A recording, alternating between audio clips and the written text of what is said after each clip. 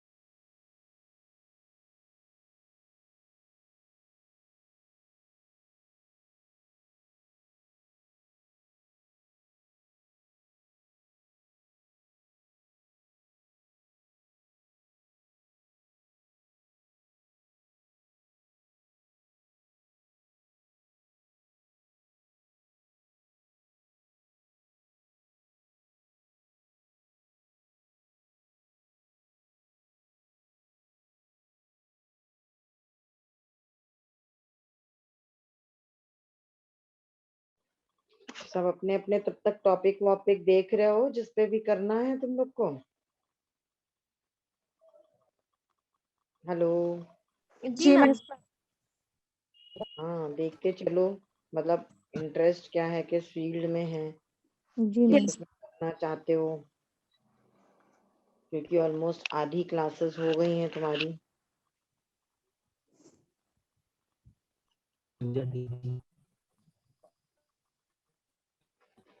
Ma'am को लगता है कोई दिक्कत हो रही है ज्वाइन करने में, अभी हमने उनको कॉल करा तो कह रही थी ज्वाइन कर रहे हैं।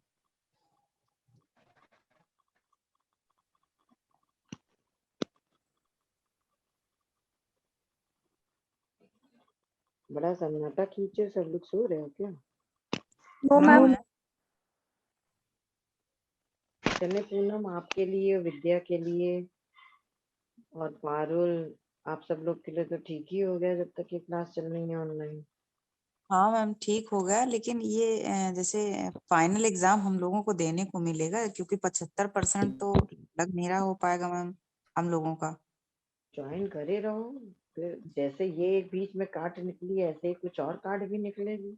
जी जी मैम, बस आप लोगों के आशीर्वाद से हम लोगों का कल्याण हो गया है और हो भी जाएगा लग रहा है। बस जी हाँ, करते रहो, लगे रहो, होगा। जी जी जी मैम। मैम हम तो आज यूनिवर्सिटी आए हैं और वही है, अब वीसी सर से मिलने, वीसी सर आज मिले नहीं तो कल फिर मिलेंगे वीसी सर से। अच्छा अच्छा, उसी के लिए जो फीस तुम लोग रिफंड हाँ करवा हाँ रहे मैम। हो। अच्छा अच्छा, चलो देखो, करो, कोशिश करते रहो। जी ma'am.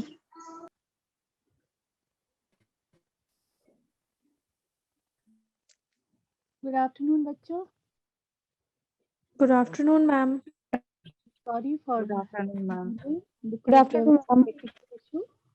Okay.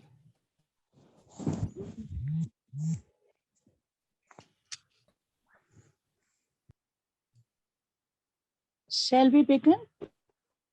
Yes, ma'am.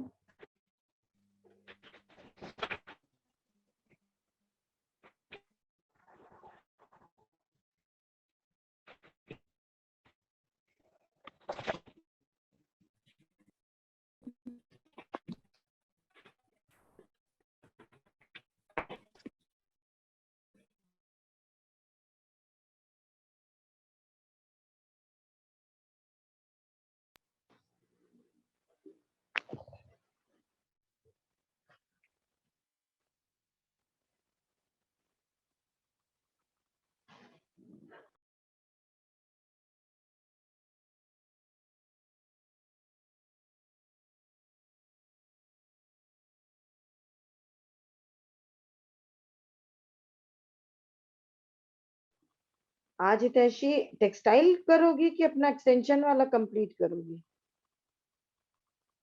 Hello हितैषी, हितैषी। मैम टेक्सटाइल लग रहा है ये, हाँ देख। टेक्सटाइल ही है, नहीं वो तो मुझे पता है, मैं उससे वही पूछ रही हूँ कि अभी एक उसका थोड़ा टेक्सटाइल एक्सटेंशन का बचा था। हेलो। हाँ अर्चना, हाँ मैं अभी टेक्सटाइल ही करूंगी आज. अच्छा ठीक है, नहीं नहीं वो कोई दिक्कत नहीं है। तुम जब भी, मतलब मैंने तो ऐसे, मुझे लगा एक्सटेंशन वाला एक पोर्शन बचा था ना, तो ये हुआ था 2 दिन ये और 1 दिन वो तुम अपने हिसाब से करो, कोई इशू नहीं है। Because this topic will take longer time. Okay okay तो ओके फाइन। इसलिए I will do this topic. I'll take this topic for 2 days, and the okay okay fine on fine, third day I will take as communication. As it suits you. Okay चलो, okay then start. Okay okay. Okay. Can you see my screen? Yes, ma'am. Okay. So, girls, today's topic is new trends in textile fibers, eco-friendly, biodegradable textiles, and recent developments in fabric finishes. We will be covering this topic in 2 parts. Part 1 will take care of what are the new trends of textile fibers and some of the new textile fibers, and what is the background, why there is a need to work on these kind of textile fibers, or why there is a need to identify and innovate and produce these kind of textile fibers. Okay, so there are several terms, we will be talking about them and we will take them up one by one. एक के बाद एक हम लेंगे, इसमें बहुत सारे terms हैं और उनको हम बारी बारी कवर करते हुए चलेंगे, ठीक है बेटा। इसके बाद कुछ टर्म्स को और कुछ तरह के टेक्सटाइल फाइबर्स को like eco friendly and biodegradable and sustainable, इस तरह की चीजों को हम कल कवर करेंगे। और उसके बाद थोड़ा सा हम फिनिशेस पर भी, फैब्रिक फिनिशेस जो नई आई हैं, पुरानी फिनिशेस तो आप लोग जानते हो, जो नई फिनिशेस हैं उनके बारे में कल हम बात करेंगे। Okay okay ma'am. So the next today's topic, as I told you, this is just a minute. I will. Today's topic is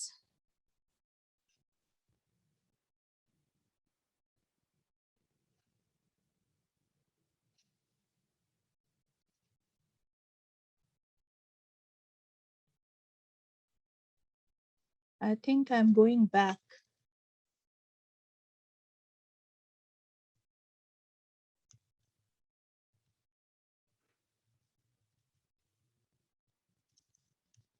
I'm sorry, थोड़ी सी दिक्कत हो रही है।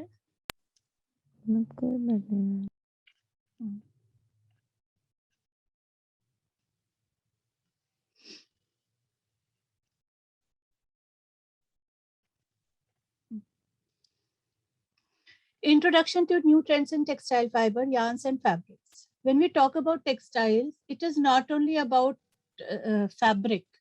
टेक्सटाइल का मतलब बहुत वाइडर टर्म हो गया है आज के युग में।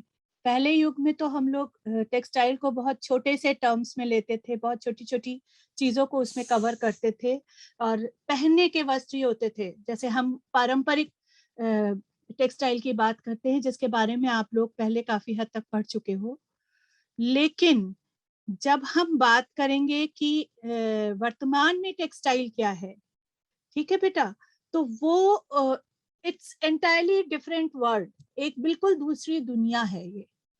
और इसमें बहुत सारे नए नए एक्सपेरिमेंट्स रोज हो रहे हैं और मात्र इसलिए हो रहे हैं ताकि जो हमारे पारंपरिक रिसोर्सेज है हम उनको बचा सके, उसका एक बहुत बड़ा उद्देश्य है, ठीक है। क्या नए टेक्सटाइल फाइबर्स हैं उस पर थोड़ी सी बात करेंगे, हमें इनकी क्यों जरूरत है इस पर बात करेंगे। किस तरह से ये फाइबर, यार्न और फैब्रिक, क्योंकि कोई भी चीज फाइबर बनती है उसके बाद उसका यार्न बनता है और उसके बाद वो फैब्रिक बनता है। और कई बार ऐसा भी होता है कि फाइबर्स की जगह कुछ केमिकल सॉल्यूशंस होते हैं, बट उनको नेचुरल क्वालिटीज देने के लिए कुछ नेचुरल फाइबर का लिंक, यानी उसका जो बचा खुचा हिस्सा होता है, धूल जिसे कह सकते हैं, वो भी मिलाई जाती है। और किस तरह से इंडस्ट्री क्या क्या कर रही है इसको करने के लिए, क्या किया जा सकता है, क्या कर रही है। इसके बाद हम लोग थोड़ा सा दो तरह की टेक्सटाइल फाइबर्स के बारे में अभी बात करेंगे, दो तरह की textile fibre, yarns and fabric के बारे में डिटेल में। वो है technical textile, high performance application textile जिन्हें कहा जाता है, और दूसरा है nano technology based textiles. So let us begin. कोई दिक्कत तो नहीं हो रही है? No ma'am. पेस ठीक है या हम थोड़ा सा तेज चलें? नो मैम, सही है। सही है। और कंटेंट भी समझ में आ रहा है बच्चों? Yes ma'am, clear. स्लाइड्स इकट्ठे आपके साथ कल शाम को शेयर की जाएंगी, दोनों की जो स्लाइड्स है वो एक जी। साथ शेयर करेंगे once the presentation is complete. Fine? Okay. Now next.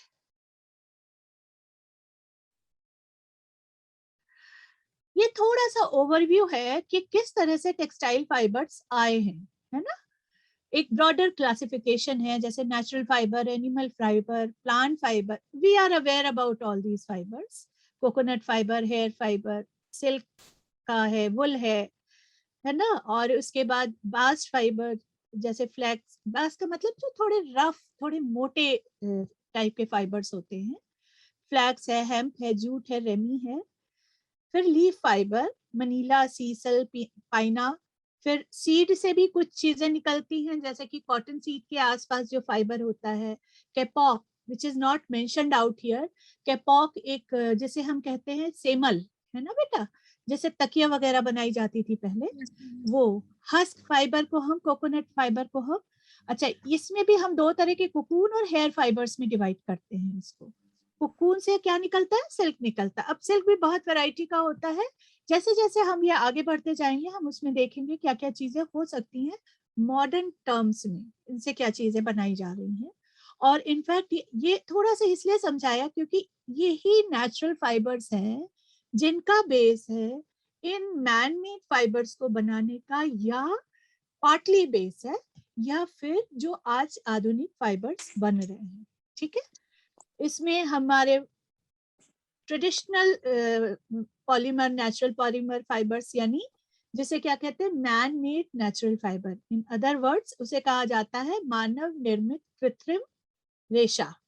और सिंथेटिक फाइबर जो होते हैं शुद्ध कृत्रिम रेशे होते हैं। लेकिन ये दोनों चूंकि मनुष्य तैयार करता है, प्रकृति प्रदत्त नहीं होते हैं, इसलिए इनको मैन मेड फाइबर कहा जाता है। नाउ नेक्स्ट, इसमें हमने थोड़ा सा आपको समझाने की कोशिश की है कि किस तरह के मटेरियल्स का आजकल प्रयोग किया जा रहा है फाइबर्स को बनाने के लिए। ये तो हमारे पारंपरिक तरीके हो गए, animal silk, wool, hair and mineral, cellulosic. Okay, अब सेल्यूलोजिक में आप देखिए कितनी ज्यादा वैरायटी आ गई है। डेट पाम भी यूज है, बनाना फाइबर भी है ना, बेका फाइबर भी है, कैपॉक, लूफा भी है। लूफा इन द सेंस कि जो तोरई को ड्राई कर दिया जाता है ना बेटा, जब पूरी पक जाती है, उसकी खाल निकाल करके, उसकी स्किन निकाल करके, उसके अंदर का जो बेस बचता है, that is called loofah. Okay, milk weed है, कॉयर का है, ऑयल पाम है, और वुड में भी सॉफ्ट वुड से भी फाइबर बन रहा है और हार्ड वुड से भी फाइबर बन रहा है। एक और मजेदार चीज है जो कॉर्क होता है ना, कॉर्क जानते हो, बॉटल में पहले लगा होता था लकड़ी टाइप का। हाँ यस है मैम, ना? वो दवाइयों की में बोतल में होते हैं। हाँ विस्की की बोतल में होता है, या जो ऐसे पुराने आयुर्वेदिक फॉर्मूला आते थे उनकी बोतल में पहले पुराने जमाने में उसका कॉर्क लगा रहता था। ठीक है, वो उस कॉर्क से भी दे आर मेकिंग फाइबर। तो बहुत तरह की टेक्नोलॉजी यूज हो रही है, बहुत तरह की टेक्निक यूज हो रही है, बहुत तरह के मटेरियल्स को यूज किया जा रहा है to make fibre. These are some of the materials which people are using, scientists are using to make fibers. इतनी अंग्रेजी ठीक है या और हिंदी करूं बच्चों? मैम ठीक है ठीक है। मैम।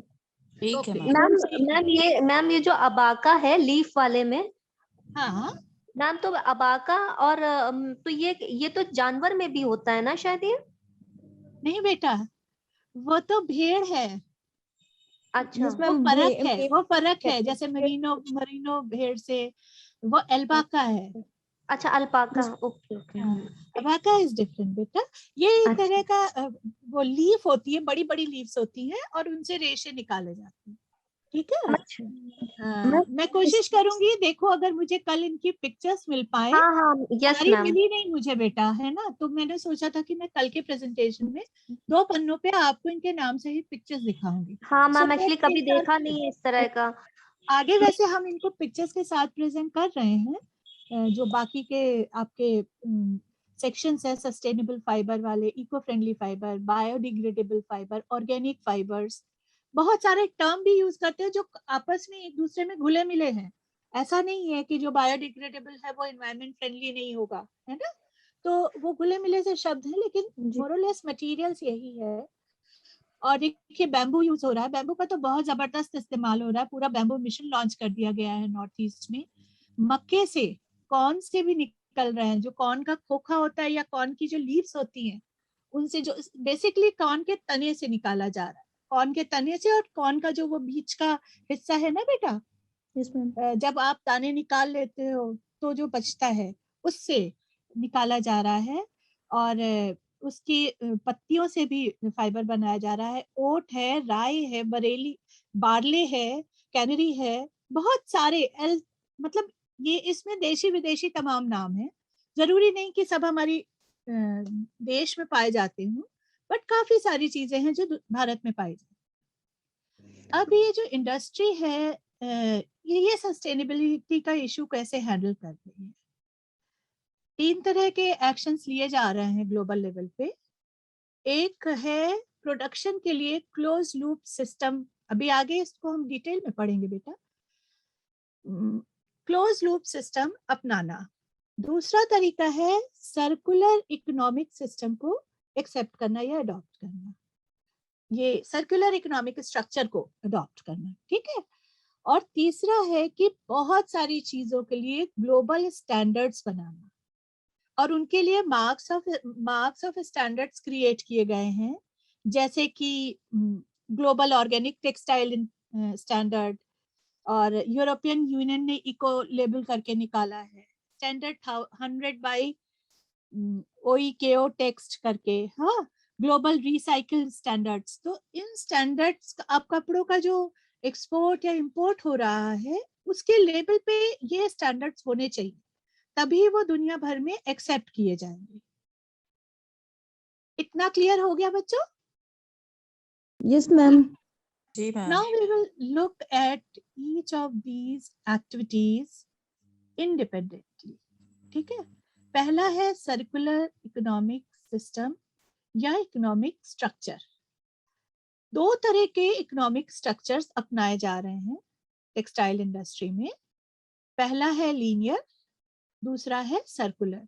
एक बीच का भी है रीयूज इकोनॉमी, बट वो अंत में जाके लीनियर हो जाता है, ठीक है। लीनियर इकोनॉमी सिस्टम में क्या होता है, बहुत फास्ट होता है ये सिस्टम, बहुत फास्ट। इसमें क्या होता है कि रॉ मटेरियल्स प्रोक्योर किए जाते हैं, प्रोडक्शन में डाले जाते हैं, उनको यूज किया जाता है, और जो भी वेस्ट निकलना जाता है उसे तिरोहित कर दिया जाता है, यानी उसको बाहर फेंक दिया जाता है, उसका कोई रिसाइक्लेबल यूज नहीं किया जाता है। दूसरा है रीयूज इकोनॉमी। इसमें क्या करते हैं, रॉ मटेरियल आया, प्रोडक्शन में गया, यूज हुआ, इसका दो पार्ट हो गए, कुछ हिस्सा रिसाइकिल हो गया, कुछ हिस्सा नॉन रिसाइक्लेबल वेस्ट हुआ, और जो रिसाइकिल भी हुआ बेटा वो पुनः प्रोड्यूस होके पुनः यूज हुआ, तब तक रिसाइकिल होता गया जब तक कि उसका एंड यूज खत्म नहीं हो जाता है। फिर भी कुछ हिस्सा बचा रहता है, that goes as non recyclable waste. ये दोनों डायग्राम्स क्लियर हो गए आपको? Yes, ma'am. अब हमारा आता है जिसकी वकालत कर रहे हैं, जिसको हम कह रहे हैं कि सारी टेक्सटाइल यूनिट्स को इसको अपनाना चाहिए। वो क्या है? वो है सर्कुलर इकोनॉमी, यानी रॉ मटेरियल प्रोडक्शन में गया, यूज हुआ, फिर रिसाइकलिंग में गया, फिर प्रोडक्शन में गया, यूज हुआ, अंत में कोई भी रेजिड्यू या नॉन रिसाइक्लेबल वेस्ट नहीं बचा। तो इसका बेनिफिट ये है। अब ये किया कैसे जाएगा इसको हम आगे की कुछ स्लाइड्स में देखेंगे, लेकिन उससे पहले हम close loop system of production देख लें, जो वो भी काफी हद तक सर्कुलर इकोनॉमी की तरह ही है। एक मिनट, कहाँ चला गया?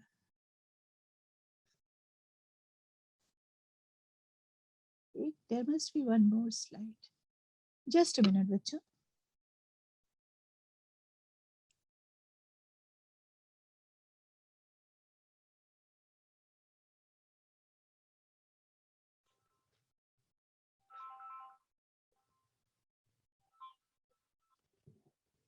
मैं क्लास में बाद में बात करूंगी।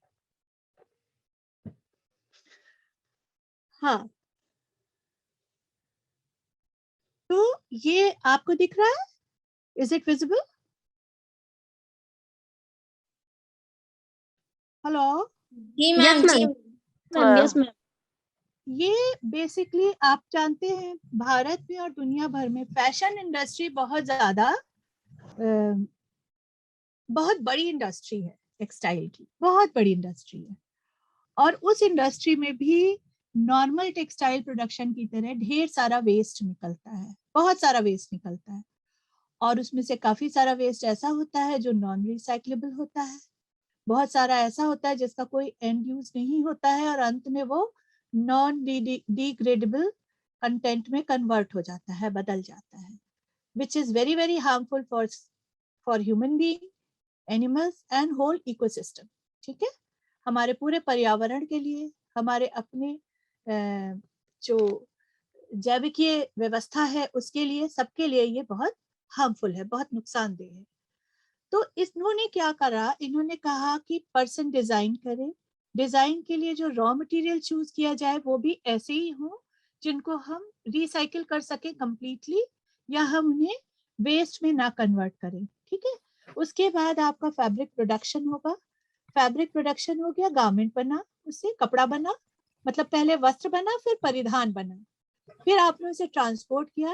ट्रांसपोर्टेशन के लिए भी आप ऐसे मटेरियल यूज करो जो इको फ्रेंडली हो, जो डिग्रेडेबल हो, ठीक है। एक minute, just a minute, I will just hold on for a sec, I want to show you that material, okay. जी मैम। Okay ma'am.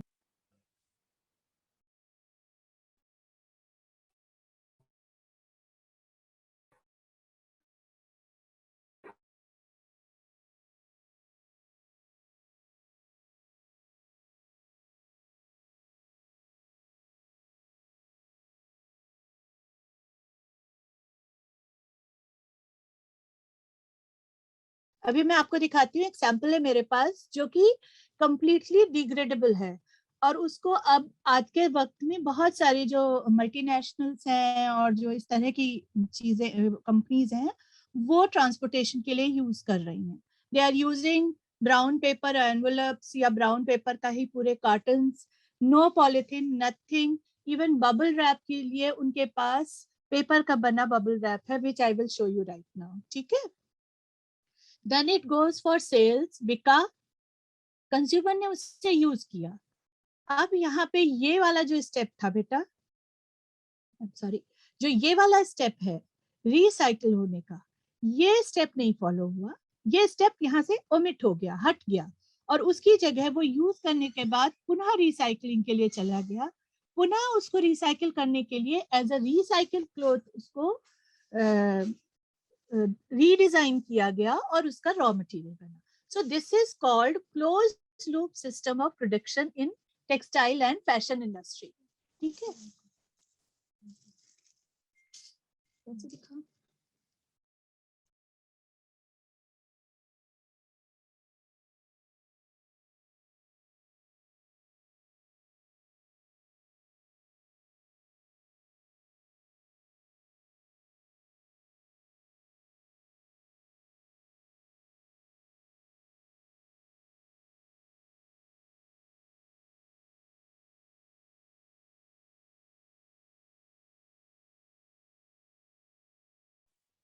मैम आवाज नहीं आ रही है।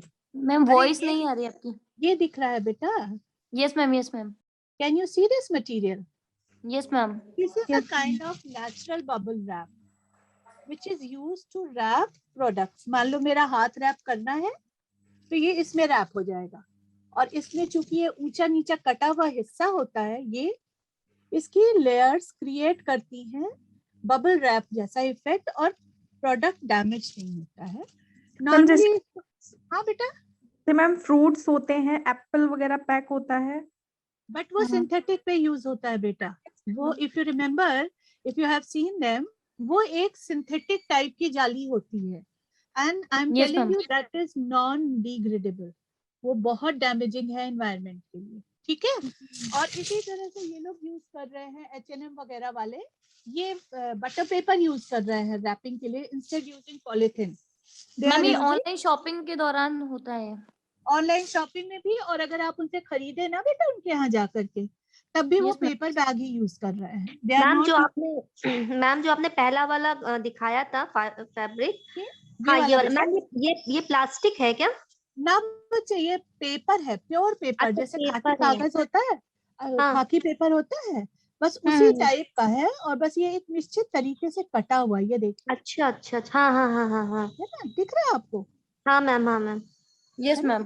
This is a new packaging material which is come, और देखिए double 4-5 layer करने के बाद कैसा हो जाता है ना, इट इज क्वाइट बाउंसी। तो ये उसका इफेक्ट पूरा करता है, जो आपका मतलब जो उसकी कमी पूरा करता है, जो हम नॉर्मली प्लास्टिक के बबल रैप से प्राप्त करते थे, है ना। So these are eco friendly things companies are adopting now. Next, हाँ, ये मैं आपसे बात कर रही थी ना कि बहुत सारे स्टैंडर्ड्स बनाए हैं सरकार ने, दुनिया भर की अलग अलग कंपनीज ने, स्टैंडर्डाइजेशन वाली इंस्टीट्यूशंस ने और कंट्रीज ने। ठीक है। और अगर आपको कपड़ा बेचना है तो आपके कपड़े पे ये सारी चीजें होनी जरूरी है जिस पर्पस के लिए, जैसे ये इको लेबल है, ये यूरोपियन यूनियन ने बनाया है, ये सिस्टम पार्टनर्स का ब्लू साइन है ना। इसी तरह ग्लोबल रिसाइकिल स्टैंडर्ड है, जो रिसाइकिल कपड़े हैं उस पे उसका स्टैंडर्ड फॉलो होना चाहिए। और ये confidence in textiles tested for harmful substances, chemicals का यूज कम करें, है ना। और ये ऑर्गेनिक टेक्सटाइल है, गॉट्स करके है, ये स्टैंडर्ड्स ऐसे हैं। जब हम कल ऑर्गेनिक टेक्सटाइल्स पढ़ेंगे तो गॉट्स पे थोड़ा सा 2-4 पॉइंट्स पढ़ लेंगे, क्योंकि उसमें अलग अलग 4 एलिमेंट्स लिए गए हैं जिन हर एलिमेंट को फॉलो करना जरूरी है। तो इतना क्लियर हो गया आप लोगों को बेटा? Yes ma'am. नाउ नेक्स्ट, थोड़ा सा यस इसलिए बोलते रहो बच्चों कि हम एक दूसरे को देख तो पा नहीं रहे हैं, तो हमको लगता है कि पता नहीं बात आप लोग तक पहुंच पा रही है ठीक से, या कम्युनिकेट ठीक से हो पा रहा है कि नहीं, आपको समझ में आ रहा है कि नहीं। चेहरा जी देखने से बहुत सारी चीजें समझ में आ जाती है ना बेटा। जी मैम। अब ओके हम देखते हैं कि ये जो नए टेक्सटाइल फाइबर्स और यार्न्स हैं ये क्या है, इनकी परिभाषा क्या हो सकती है। आप इधर देख रहे हैं मेडिसिन में यूज हो रहा है, यहाँ बहुत सारा फर्निशिंग मटेरियल है, ये सीट्स हैं, चेयर्स हैं, ये भी चेयर है, कुशन कवर्स हैं।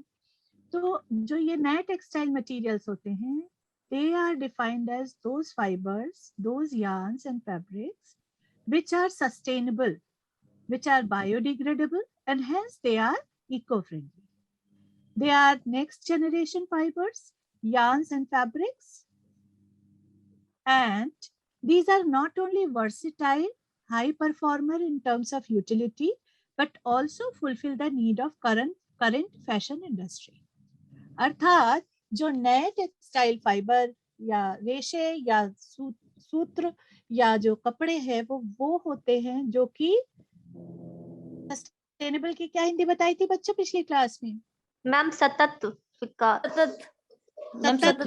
सतत चलने Yes, ma'am. वाले हैं, स्थायी सतत हो। चलने वाला मैम। हाँ, जो बायोडिग्रेडेबल हो, अर्थात जिनको हम एक समय के बाद समाप्त कर सकते हो, मिट्टी में ऑर्गेनिक तरीके से जिनको समाप्त किया जा सके। और ये दोनों चीजें होने की वजह से ये पर्यावरण के अच्छे दोस्त होते हैं ऐसे वस्त्र। ये नेक्स्ट जनरेशन फाइबर्स हैं, यानी आने वाली, जैसे हम कहते हैं ना जेड जनरेशन, एक्स जनरेशन, है ना, जेड जेन बोलते हैं ना, एक्स जेन बोलते हैं कि नहीं? लोगों में, इंसानों के लिए कई जनरेशन्स का लेवल्स बनाए गए हैं। जैसे हम कहते हैं ना, हम तो एक पीढ़ी पुराने हैं, आप हमसे 2 पीढ़ी बाद के हो, समथिंग लाइक दैट, है ना। या हमारी मम्मी हमसे भी एक पीढ़ी पहले हैं। तो इनको यस मैम। विचारकों ने, इनको जो एक्सपर्ट्स थे उन्होंने अलग अलग जनरेशन का नाम दिया है, जैसे जेड जेन, एक्स जनरेशन, जेड-एक्स जनरेशन, ऐसे करके नाम दे रखा है, ठीक है। तो उसी तरह से फाइबर्स और जो यार्न्स होते हैं या फैब्रिक है, उसमें भी नेक्स्ट जनरेशन फाइबर्स एक कैटेगरी है, एक क्लासिफिकेशन है, ठीक है। तो ये इसमें वो सारे फाइबर्स आते हैं जो आने वाले वक्त के लिए हमारे लिए बहुत उपयोगी होने वाले हैं, फ्यूचर को ध्यान में रख के बनाए। ना केवल ये वर्सेटाइल है, अर्थात इनका बहुत तरीकों से इस्तेमाल किया जा सकता है, वरन इनकी परफॉर्मेंस बेहतरीन होती है, बहुत उच्च कोटि की होती है। हाँ, और स्पेशली अगर आप इनको इस्तेमाल करना चाहें, किसी तरह के उपयोग में लाना चाहें, तो ये एक ही तरह का मटेरियल कई चीजों में इस्तेमाल हो सकता है, और हर चीज में उसकी परफॉर्मेंस बेटर होगी, हर चीज में वो बहुत अच्छा काम करेगा, और उसके साथ वो आज की वर्तमान समय की फैशन इंडस्ट्री की जरूरतों को भी पूरा करे। तो this is the comprehensive, this is one of the comprehensive definitions. It has not been taken from anywhere. वो पूरा लिटरेचर पढ़ने के बाद जो मुझे जस्ट समझ में आया, that has come out like this definition. Okay, ठीक है। Now next is क्या किया जा सकता है। जब इस तरह की दिक्कतें हैं तो क्या किया जा सकता है? पहले हम shall we go for problems first, because ये सारी, या चलो देख लेते हैं रिसाइकलिंग मटेरियल, मतलब आप मटेरियल्स को रिसाइकिल करिए, ठीक है। जो बायोडिग्रेडेबल सॉल्यूशंस है उनका प्रयोग करना, रॉ मटेरियल को एथिकली सोर्स करना। एथिकली का मतलब आप समझते हैं बेटा? एक शब्द आपने शायद सुना होगा जिसे हम कहते हैं क्रुएल्टी फ्री, अहिंसा से। ये सब चीजें कल पढ़ेंगे। Yes ma'am. हाँ, इसका मतलब है कि हमने किसी को मारे बिना ईमानदारी से इस धागे को प्राप्त किया है। एथिकली का मतलब ये भी होता है कि अगर वो किसी एक पर्टिकुलर कम्युनिटी का कॉपीराइट है या वो ट्रेडिशन में उसको पारंपरिक रूप से वर्षों से प्रयोग करते आ रहे हैं, तो ये उनका फर्स्ट राइट है कि वो आपको वो मोटिव, वो पैटर्न, वो फाइबर, वो फैब्रिक यूज करने दें या ना दें। तो उसको लीगल तरीके से प्राप्त करना भी एथिकली प्राप्त करने की श्रेणी में आता है। इसके अलावा आता है using more efficient manufacturing and production process. This is where our new textile comes in. आपको नए तरीके ऐसे इजाद करने होंगे, ऐसे ढूंढने हैं जिससे कि आप मैन्युफैक्चरिंग और प्रोडक्शन प्रोसेस को बहुत ज्यादा इन्वायरमेंट फ्रेंडली तरीके से और हर एक चीज का सदुपयोग करते हुए, पूर्णतया सदुपयोग करते हुए, और उसके साथ साथ कम से कम पोल्यूशन किए प्रयोग कर सके, ज्यादा से ज्यादा प्रोड्यूस प्राप्त कर सके। इंटरनेशनल स्टैंडर्ड्स को फॉलो करना चाहिए, जिनके बारे में हमने अभी बात करी है। साइक्लिक प्रोडक्शन प्रोसेस, जो अभी हमने आपको बताया कि फैशन इंडस्ट्री या टेक्सटाइल इंडस्ट्री में, खास तौर पे फैशन इंडस्ट्री के कॉन्टेक्स्ट में ये ज्यादा रेलेवेंट है, ज्यादा महत्वपूर्ण है। उसको फॉलो करना चाहिए, उसको ही मानना चाहिए। और जो इकोनॉमिक स्ट्रक्चर है उसका भी हमें साइक्लिक सिस्टम भी फॉलो करना चाहिए।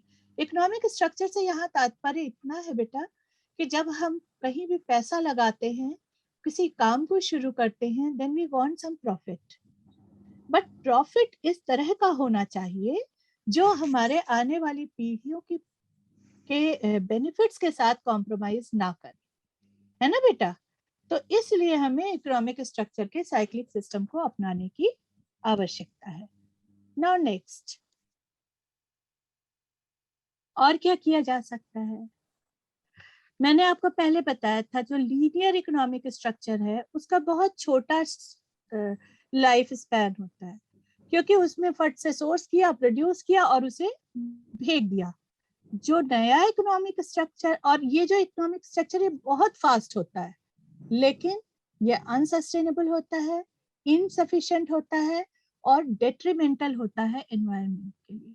ठीक है, जो हमने लीनियर पढ़ा था। Would you like to see the picture again? क्यों बच्चों? Yes ma'am. यस मैं मैम। दिखाती हूँ, एक मिनट रुक जाओ।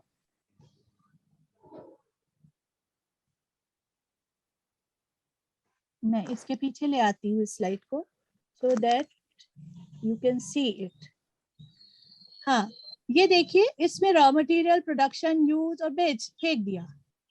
तो इसका परिणाम ये होगा कि जो ये वाला आपका सिस्टम है, लीनियर इकोनॉमिक स्ट्रक्चर है, इसका बहुत छोटा लाइफ स्पैन है, बहुत फटाफट हो जाता है, लेकिन एफिशिएंसी जीरो, अनसस्टेनेबल जीरो, और एनवायरनमेंट के डेट्रीमेंटल के तौर पे जीरो।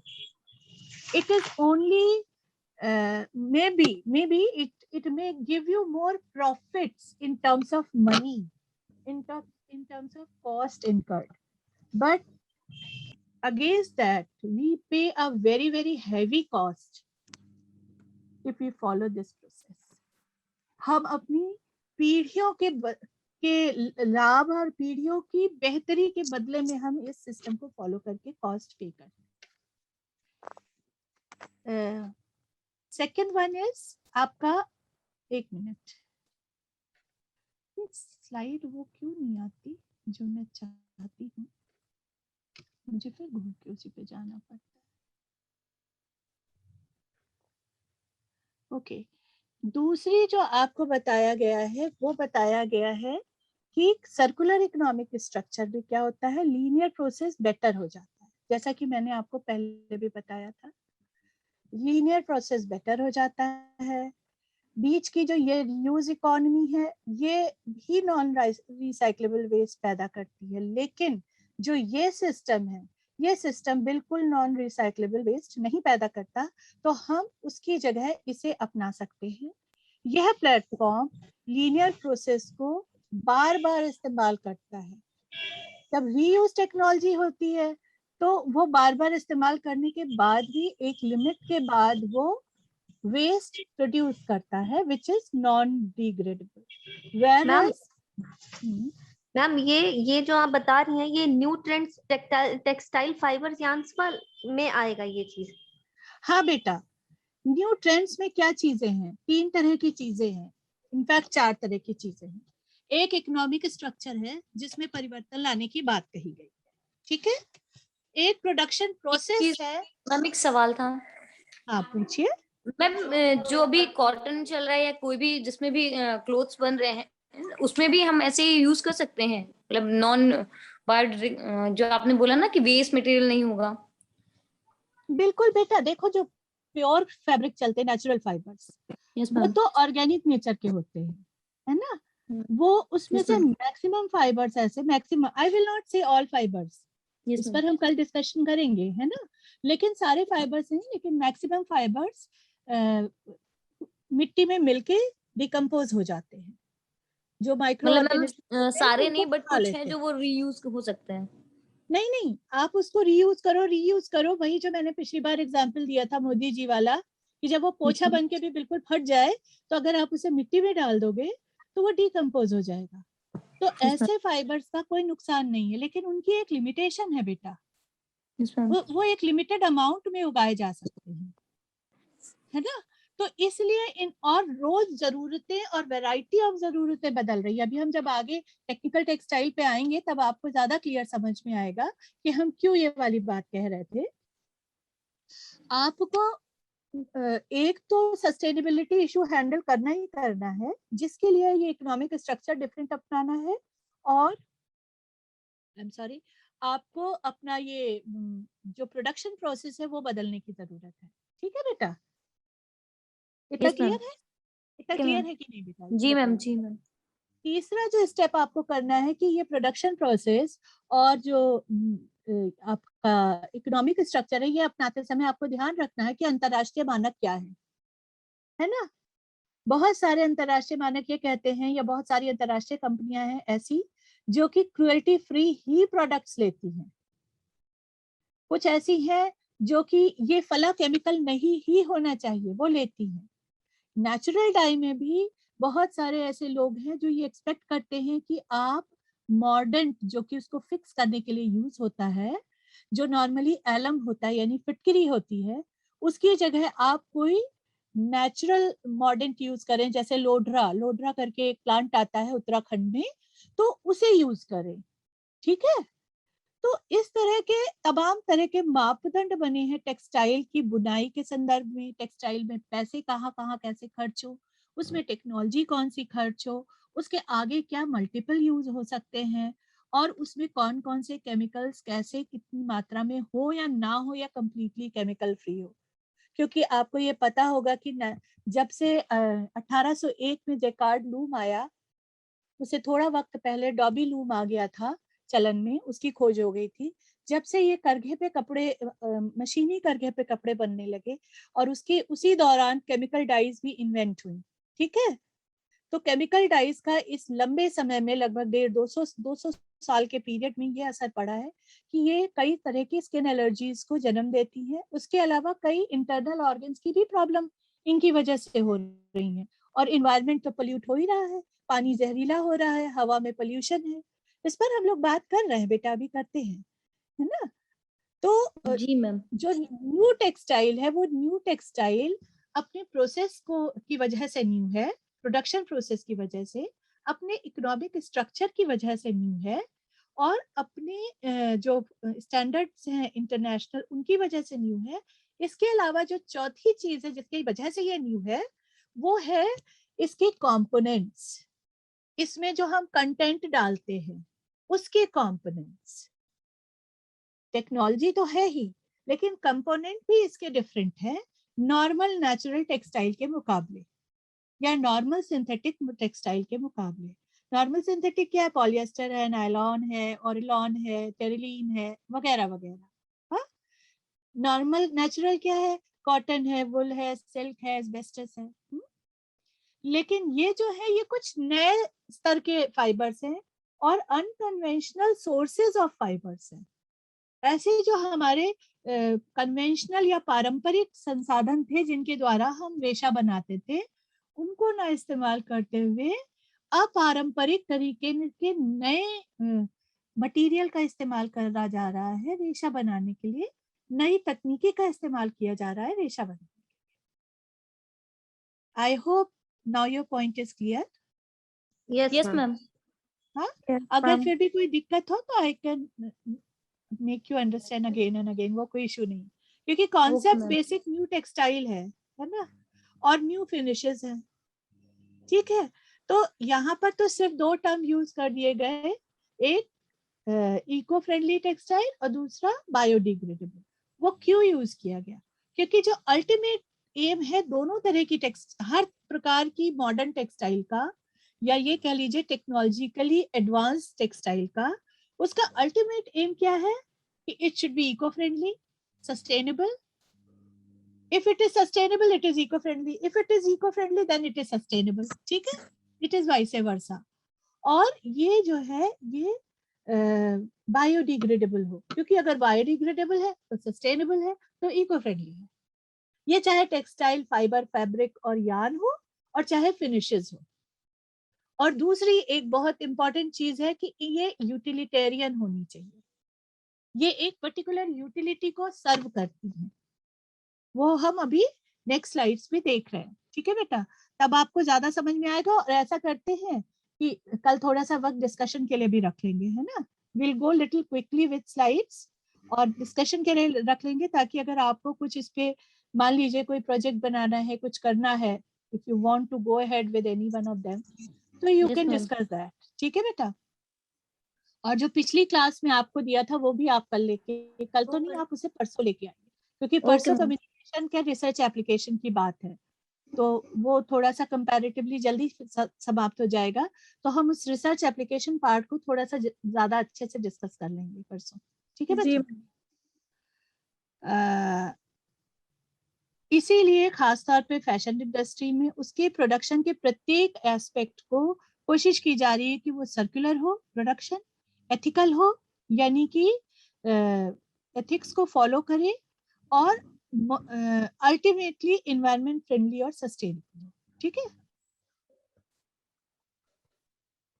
देख लिया? Is it clear to everyone? Now next slide. This we have already done. This is about fashion industry. This is about, ये हमने आपको बताया था कि हम रिसाइकिल कर सके मटेरियल को। ये this we have done, I think सो।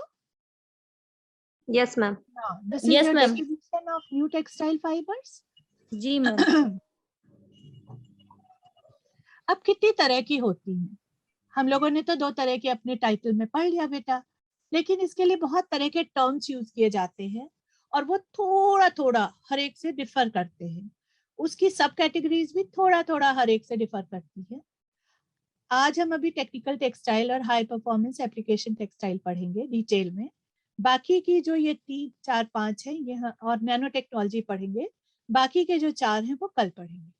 ठीक है, technical textiles, high performance application textile, biodegradable textile, इन्हें हम न्यू जनरेशन टेक्सटाइल्स कहते हैं। नैनो टेक्नोलॉजी बेस्ड टेक्सटाइल या नेक्स्ट जनरेशन टेक्सटाइल्स कहते हैं। नैनो टेक्नोलॉजी का नाम सुना है आप लोगों ने? सुना है मैम। नैनो टेक्नोलॉजी अब बहुत सारी फील्ड में यूज हो रही है। जेनेटिक्स की फील्ड में तो यूज हो ही रही है, यानी वंशानुक्रम का जो लोग अध्ययन करते हैं उसमें तो हो ही रही है, लेकिन बहुत सारी बीमारियों के इलाज के लिए इसका प्रयोग किया जा रहा है, और फूड प्रोसेसिंग इंडस्ट्री में इसका बहुत ज्यादा इस्तेमाल किया जा रहा है। इसी प्रकार टेक्सटाइल इंडस्ट्री में भी इसका बहुत ज्यादा प्रयोग किया जा रहा है, और कैसे किया जा रहा है ये हम आगे देखेंगे। सस्टेनेबल नेचुरल टेक्सटाइल्स हम बात करेंगे। मैंने आपसे पहले भी कहा कि जरूरी नहीं है कि सारी नेचुरल टेक्सटाइल सस्टेनेबल हो, कुछ नेचुरल टेक्सटाइल ऐसे भी होती हैं जो कि सस्टेनेबल नहीं होती हैं, तो हम सस्टेनेबल नेचुरल टेक्सटाइल्स के बारे में बात करेंगे। उसके बाद सारी सिंथेटिक टेक्सटाइल ऐसी नहीं होती है जो कि जो सतत ना चले, ठीक है, या जो सस्टेनेबल ना हो। सिंथेटिक और सेमी सिंथेटिक टेक्सटाइल जो आज बन रही, मॉडर्न बन रही है, उसमें बहुत सारी टेक्सटाइल सस्टेनेबल भी है, डिकम्पोजेबल भी है, और अपसाइकल टेक्सटाइल। सस्टेनेबल टेक्सटाइल में ही रिसाइकल टेक्सटाइल्स भी आती हैं, इसको हम लोग नेक्स्ट क्लास में देखेंगे। Why do we need textile fibers and yarn, this new textile fibers? मैंने आपको बताया कि क्लोथिंग जो है वो ह्यूमन कंजम्पशन का एक बड़ा हिस्सा है। रोटी कपड़ा और मकान की ही तो बात की जाती है बच्चों, है ना? जी तो मैम। लोग कपड़े बहुत बड़ी मात्रा में कंज्यूम करते हैं। जैसे जैसे आर्थिक सुधार होता जाता है वैसे वैसे कपड़ों का कंजम्पशन बढ़ता जाता है, कपड़ों की खरीद बढ़ती जाती है। ये ट्रेंड रोज बदलता रहता है, और इसी तरह से लोगों का कपड़े खरीदने का व्यवहार भी बदलता है, विचार भी बदलता है। दूसरा पॉइंट, टेक्सटाइल और फैशन, ये दो ऐसी इंडस्ट्रीज है, हालांकि ये सबसे ज्यादा रोजगार देने वाली इंडस्ट्रीज में से एक है, लेकिन ये सबसे ज्यादा पोल्यूशन करने वाली इंडस्ट्रीज में से एक है। कितना है ये हम अभी नेक्स्ट स्लाइड में देखेंगे। हम एनवायरनमेंट के लिए थोड़े कॉन्शियस हो रहे हैं वर्तमान समय में, और उसकी वजह तमाम सारी है कि हमें सीधे दिखने लगा है कि इसका असर हमारे ऊपर तो पड़ ही रहा है, लेकिन आने वाली संतानों का भविष्य भी सुरक्षित नहीं है। और इसी वजह से हम ऑर्गेनिक, इको फ्रेंडली, बायोडिग्रेडेबल इस तरह के यार्न्स, फाइबर्स की बात करते हैं, और लोग आजकल पूछते हैं कि ये किस तरह से बना है ना? एक और बात आई है कि लोगों में अपने समाज के प्रति जो दायित्व होता है उसका बोध बढ़ा है। They have become more socially responsible. Public awareness, लोगों का जो जागरूकता का स्तर है वो भी बढ़ा है एनवायरनमेंट के प्रति, अपने वातावरण के प्रति, अपने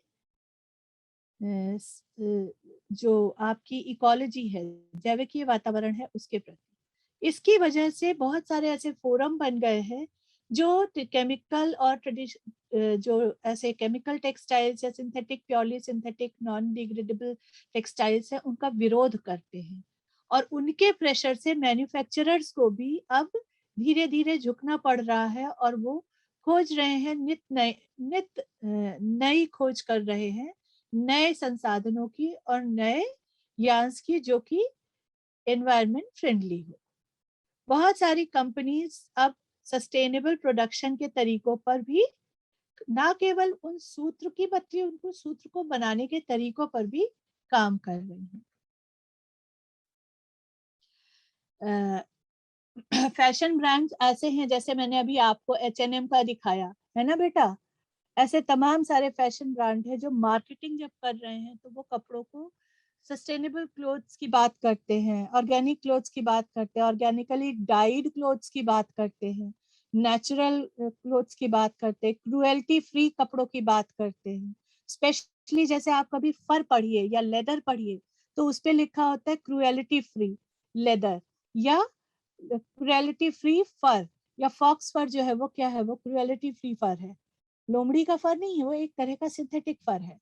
ठीक है बेटा, हम ये सोचते हैं कि सारे नेचुरल फाइबर्स जो होते हैं वो ऑर्गेनिक होते हैं, ऐसा नहीं होता है। इसमें बहुत सारे कारक काम करते हैं, खास तौर पे जो फाइबर है, जो रेशा है, उसकी प्रकृति कैसी है, इस पर बहुत काम करते हैं। लेकिन कुछ फाइबर ऐसे होते हैं जो पूर्ण तौर पे बायोडिग्रेडेबल हैं या जैविकीय रूप से वो कंज्यूम हो जाते हैं और वातावरण के दोस्त भी हैं। ऐसे फाइबर को हम और जो ये 100% है, इनके बारे में हम आगे पढ़ेंगे। एक मिनट, सारे नेचुरल फाइबर इको फ्रेंडली नहीं है, मैन मेड फाइबर भी इको फ्रेंडली हो सकते हैं, ये हम पहले बात कर चुके हैं। ये एक ऐसा प्रोसेस होता है जो ये डिसाइड करता है बनाने का प्रोसेस की फाइबर इको फ्रेंडली होगा या नहीं होगा। प्रोडक्शन प्रोसेस और फाइबर का कंपोनेंट डिसाइड करता है। अब डालते हैं बात, कुछ नजर डालते हैं कुछ तथ्यों पे।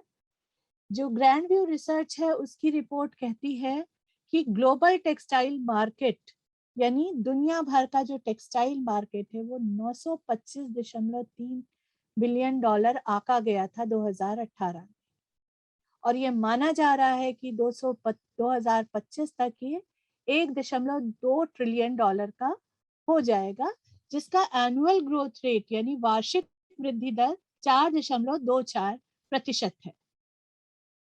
ये डेटा समझ में आया बच्चों? Yes ma'am. हाँ, 2018 में ये देखा गया कि जो ये है आपकी टेक्सटाइल मार्केट है, दुनिया भर की टेक्सटाइल मार्केट, वो 2018 से 2025 तक 4.24% की दर पे बढ़ रही है। तो this is quite good growth rate. लेकिन इसी ग्रोथ में टेक्सटाइल यार्न मार्केट में की मार्केट ये मानी जा रही है कि खाली रेशे की मार्केट जो है वो 12.6 बिलियन डॉलर की 2020 तक हो जाएगी।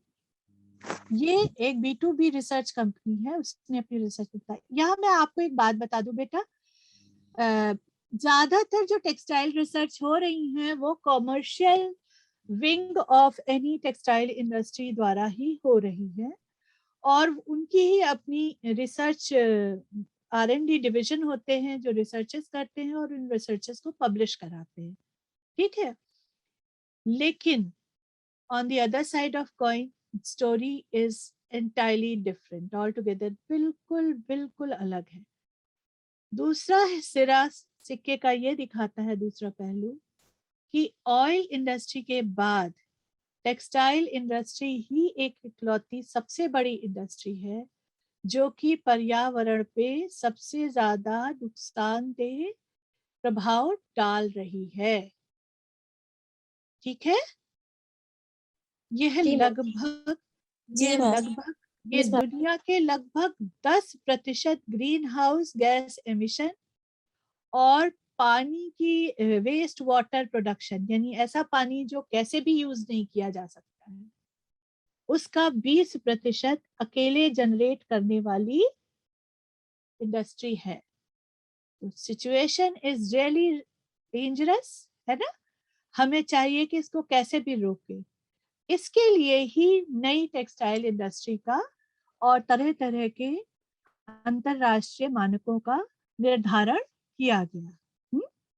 यहाँ तक सब समझ में आ गया? So that we can move ahead. जी मैम। हाँ, अब आपको पता है कि ये लेबर इंटेंसिव इंडस्ट्री है, अर्थात इसमें बहुत श्रम लगता है, श्रम साध्य उद्योग है। बहुत सारे वर्किंग प्रोसीजर होते हैं और बहुत सारे स्टेप्स होते हैं जिनको फॉलो किया जाता है, और हर चरण इसमें पर्यावरण पे किसी न किसी तरह का प्रभाव दिखाता है और इसका असर सीधा मानव के स्वास्थ्य पर हो रहा है। एनवायरमेंटल इन्फ्लुएंसेस में जो 4 मेजर इन्फ्लुएंसेस हैं वो है, आपको पूरा स्क्रीन दिख रहा है बच्चों? जी मैम। एग्जॉस्ट की फ्यूम्स, यानी जब भी प्रोडक्शन होता है तो एनर्जी खर्च होती है, एनर्जी खर्च होती है तो कुछ पकता है या कुछ बनता है, मेल्ट होता है, और उससे जो धुआं निकलता है वो वातावरण को कलुषित करता है।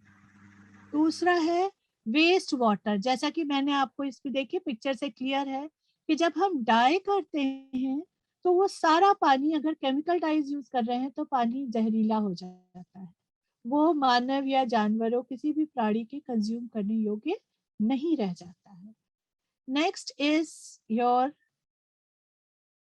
मटेरियल पोल्यूशन, जैसे कि बहुत सारे रेशे निकलते हैं, बहुत सारे रेशे निकलते हैं, बहुत सारे अकेले टेक्सटाइल इंडस्ट्री से बहुत जबरदस्त रेशे, छोटे छोटे रेशे निकलते हैं जो आपको सांस से संबंधित बीमारियां कर देते हैं। बहुत सारे जो आप प्रोडक्ट्स देख रहे हैं रॉ मटेरियल की फॉर्म में इस पानी में चला जा रहा है टेक्सटाइल इंडस्ट्री से, है ना। और इसमें बहुत सारे पॉलीमर्स हैं, बहुत सारे केमिकल्स हैं, विच इज वेरी वेरी हार्मफुल, है ना। चिप्स हैं तरह तरह की सिंथेटिक, या आप देखिए कानपुर में लेदर या टैनरीज की वजह से, लेदर इंडस्ट्री की वजह से कितना ज्यादा पोल्यूशन है। फिर लास्ट में consumption of energy and water. Water I have told you already, पानी का बहुत जबरदस्त इस्तेमाल है।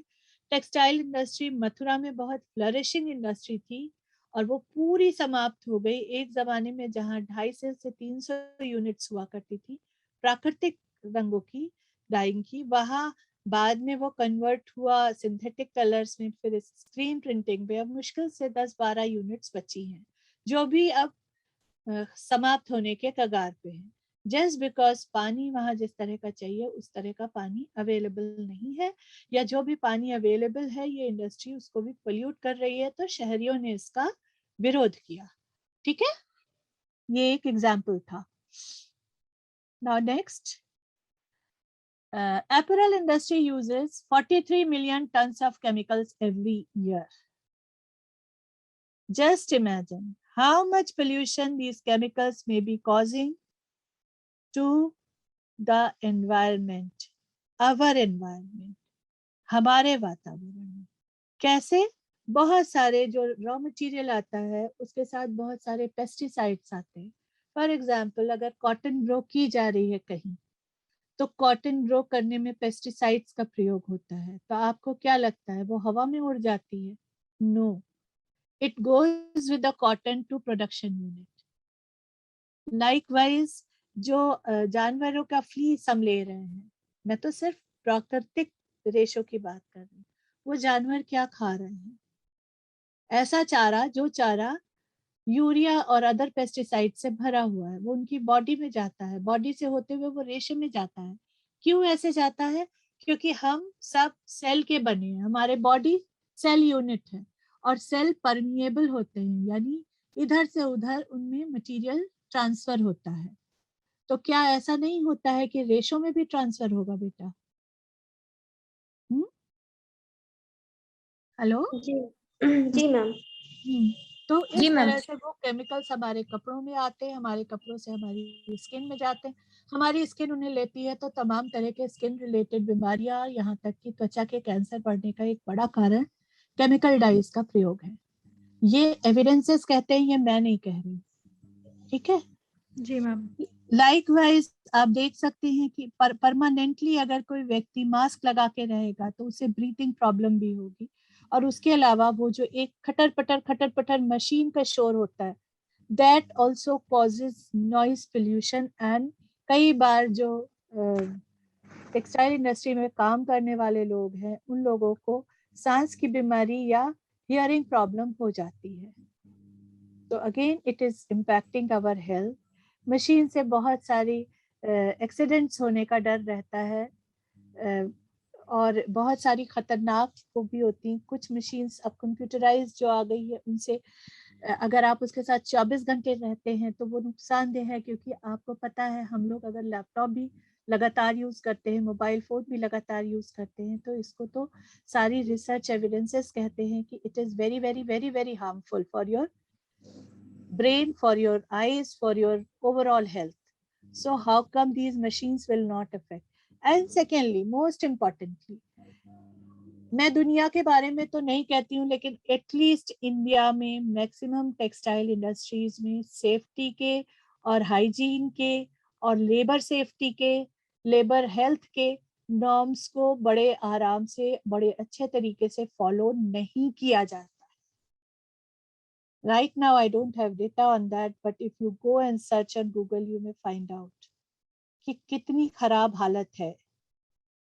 तो जब इतनी मिर्जापुर का मुझे पता है कि जो कालीन भदोही और मिर्जापुर में जहाँ कालीन उद्योग है, वहाँ पे छोटे छोटे बच्चों को लगाते हैं, उनके लिए कोई मास्क नहीं होता, कोई सेफ्टी नॉर्म्स नहीं होते, बहुत कम उम्र में वो सांस की बीमारी के शिकार हो जाते हैं, क्योंकि ऊन और सिल्क से जो कारपेट बुनाई करते समय जो रेशों से निकलने वाला डस्ट है, जो लिंट है, वो उनके नाक से होता हुआ उनके चेस्ट में जम जाता है। ठीक है। Water pollution, as you know, it is causing damaging effect on consumable water, which is really really dangerous। जहाँ लोगों का पीने का पानी नहीं मिल रहा है और उसके लिए युद्ध होते जा रहे हैं, तो वहां पर पानी का इस तरह wastage, we'll have to find out some ways where pani is not wasted like that. So country and industry is doing a lot in that direction. Now let us have a look on what are the new textile fibers, what are their types, these fibers, yarns and fabrics. As I told you before, we are going to take 4 or 5 types of fibers. These are technical textiles. There was a slide. वो slide देखी थी ना बच्चों, जिसमें technical textile, nano technology based textile है, biodegradable textile है, जी ma'am, जी ma'am. Sustainable natural textile है, sustainable synthetic textile है और अपसाइकिल क्लोथ्स है ना? Yes. Upcycle textile. तो उसमें सबसे पहले टेक्निकल टेक्सटाइल थी। इसकी परिभाषा से ही आपको ये समझ में आ जाएगा कि ये टेक्सटाइल क्या कहती है या ये क्यों बनाई जाती है। A technical textile is defined as a textile product manufactured for non-aesthetic purposes, where technical purposes and function is the primary criteria. ठीक है? इसका मतलब ये हुआ कि जो टेक्निकल टेक्सटाइल है उसमें वो सभी टेक्निकल टेक्सटाइल के उत्पाद आते हैं जिनका उत्पादन सजावट के लिए ना करके तकनीकी कारणों से और कार्यात्मक कारणों से, यानी उपयोग में आने वाला जो उसका उद्देश्य है, उपयोग के उद्देश्य के आधार पर उनको एक निश्चित वर्ग में रखा जाता है। उनका प्राइमरी फंक्शन, उनका मूल कार्य होता है उनकी उपयोगिता, ना कि उनकी सुंदरता। ठीक है। टेक्निकल टेक्सटाइल प्रति वर्ष विश्व स्तर पर, वैश्विक स्तर पे इसका जो वृद्धि है वो 4% प्रति ईयर है, प्रति वर्ष है। ठीक है, which is quite good growth rate. और ये बहुत सारी दूसरी इंडस्ट्रीज को, जैसे मेडिसिन, एग्रो और आगे बहुत सारी इंडस्ट्रीज आएंगी, बायोटेक है, आपका कंस्ट्रक्शन इंडस्ट्री है, इन सबको भी सपोर्ट करती है। मुख्य टारगेट, मुख्य इसका लक्ष्य होता है कि एक तकनीकी रूप से सुरक्षात्मक टेक्सटाइल का निर्माण करना, जिससे लोगों का कार्यस्थल पे उनकी सुरक्षा के स्तर को बेहतर किया जा सके। समझ में आया? Yes, ma'am. Any question? No, ma'am. अब सुरक्षा के स्तर को बेहतर करने के लिए सामान्य तौर पे आप बांटेंगे तो 18-20 तरह की निकल आएंगी, बट जो स्टैंडर्ड है वो 12 तरह की टेक्निकल टेक्सटाइल्स होती है। पहला है मेडिटेक, यानी मेडिकल और हाइजीन के लिए बनने वाली। Agrotech, agriculture, aquaculture, horticulture and forestry के लिए। बिल्डटेक, बिल्डिंग एंड कंस्ट्रक्शन के लिए। Mobile tech, automobiles, shipping, railway और एरोस्पेस के लिए। प्रोटेक, प्रॉपर्टी और पर्सनल प्रोटेक्शन के लिए। Indutech, separating and purifying industrial products. Hometech, technical components of household textile. Cloth tech, technical components in clothing and footwear. हाँ, कोई प्रॉब्लम बेटा? No ma'am. Okay. Sports tech, leisure and sports. Pack tech, यानी packaging purpose के लिए। Oekotech, environment protection के लिए। और geotech, civil engineering और जियोटेक स्टाइल के लिए। Let us take them one by one. सबसे पहले आता है meditech. As you can see from the picture, medical के तमाम सारी चीजों को बनाने के लिए टेक्सटाइल का प्रयोग किया जाता है जो मेडिकल पर्पस के लिए यूज होती है, जैसे फाइबर, यार्न, फैब्रिक, जो मेडिकल एप्लीकेशन के एरिया को हेल्थ केयर में और हाइजीन, इंफेक्शन कंट्रोल, इन सारी चीजों को, इन सारी एरिया में कंट्रीब्यूट करें। ठीक है। बहुत सारे एरियाज हो सकते हैं, जैसे कि कई सारे ऐसे मटेरियल होते हैं जो चीजों को ऑब्स्ट्रक्ट करें, कुछ ऐसे होते हैं जो इम्प्लांट्स के लिए यूज करते हैं। आप देखते हैं ना, जैसे किसी को ब्रेस्ट कैंसर हुआ है ना, ब्रेस्ट कैंसर होने के बाद एक ब्रेस्ट इम्प्यूट कर दिया जाता है, हटा दिया जाता है, रिमूव कर दिया जाता है ना। और जब उसे हटा दिया जाता है तो व्यक्ति को एक तरह की कॉन्शियसनेस विकसित हो जाती है ना। तो उसके लिए ब्रेस्ट इम्प्लांट होता है। ये एक तरह की मेडिकल थेरेपी और साइकोलॉजिकल थेरेपी दोनों है, दोनों चीजों के लिए आवश्यक है। फिर बहुत सारी ऐसी मेडिकल डिवाइसेस हैं जिनको बनाने में इसका इस्तेमाल किया जाता है। जैसे आप देख सकते हैं, मास्क है, तरह तरह की कैप है, टेप्स है, सर्जिकल ग्लव्स है, और सर्जिकल जो आप कोट पहनते हो, जो वस्त्र पहनते हैं वो है, सैनिटाइजर्स हैं। इस तरह की बहुत सारी चीजों के लिए टेक्सटाइल का प्रयोग किया जाता है। ये बहुत सारे प्रोडक्ट्स की हैंडलिंग में मदद करता है। जैसे कि इंजरी को ट्रीट करने के लिए जो आप गॉज यूज करते हो, अब बहुत मॉडर्न तरह की गॉज आ गए बेटा, एक बार लगाओ लास्ट में निकालो।